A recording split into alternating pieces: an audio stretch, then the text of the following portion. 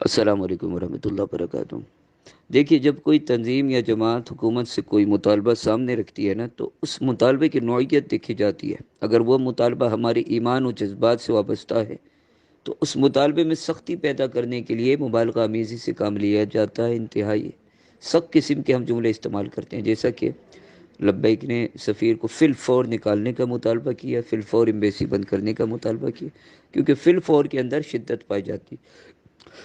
لیکن اس کا مطلب یہ ہرگز نہیں لیا جاتا کہ ابھی کے ابھی آنن فانن یہ کام اسی وقت پورا کر دیا جائے۔ مثلا کسی شخص کا قتل ہو جائے، انتظامیہ قاتلوں کی تلاش میں غفلت سے کام لے رہی ہو، سستی لاپرواہی کر رہی ہو، لے تو لال کر رہی ہو، پھر اس کے قتل پر احتجاج ہوتا ہو۔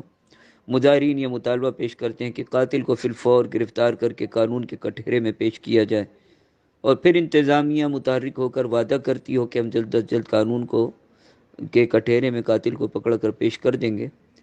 ایک سال کے بعد یا 6 مہینے کے بعد چلیں، قاتل پکڑا جاتا ہے، قاتل پکڑا جاتا ہے 6 مہینے کے بعد۔ تو بتائیے کہ ان کا مطالبہ فی الفور کا اس مقام پر اطلاق درست ہوا کہ نہیں؟ پکڑا تو گیا نا قاتل۔ اب اس سے کیا اس سے غرض کہ جی جناب تم نے تو فی الفور کا مطالبہ کیا تھا، اور یہاں تو 6 ماہ کے بعد قاتل پکڑا جا رہا ہے۔ تو بڑے تعجب کی بات ہے، کوئی کسی وزیر کے فی الفور استعفے کی بات کرے، 1 ماہ بعد وہ استعفیٰ پیش کر دے تو کامیابی۔ کوئی کسی کی فی الفور رہائی کا مطالبہ پیش کرے، 6 ماہ بعد اسے رہائی مل جائے تو مطالبہ کرنے والے کی کامیابی۔ اور یہاں لبیک کے فی الفور کے مطالبے پر دانت گاڑے جا رہے ہیں، مشگافیاں کی جا رہی ہیں۔ تو یہ حماقت بیوقوفی نہیں تو کیا ہے؟ تو یہ مطالبہ ان کا کب تھا کہ جی ہماری آنکھوں کے سامنے ابھی کے ابھی فوراً سے پہلے سفارت خانہ بند کر دیا جائے۔ ارے بھائی، کرایہ دار سے بھی مکان خالی کروانا ہوتا ہے نا، تو مالک مکان کھڑے کھڑے نکال باہر نہیں کر دیتا، اسے بھی مہلت دیتا ہے۔ ہاں، تحریک لبیک نے حکومت کو اگر سوچ بچار کا موقع دیا ہوتا کہ جی جناب 3 مہینے ہم سوچیں گے ہمیں کیا کرنا ہے، تو ضرور اس پر بات کی جا سکتی تھی، مگر ایسا نہیں ہوا۔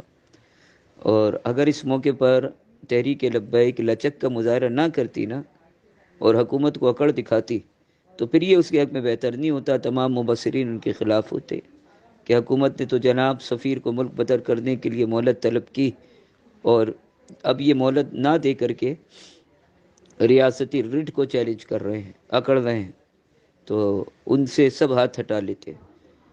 تو لہذا یہ تحریک لبیک کا دور اندیش فیصلہ تھا، اسے سراہا جانا چاہیے۔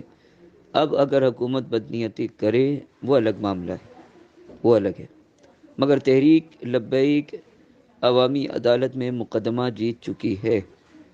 3 ماہ بعد حکومت نے سفیر کو نہ نکالا تو اس جھوٹے معاہدے اور بدنیتی کا سارا وبال حکومت کے سر ہوگا، تحریک لبیک سرخرو ہوگی۔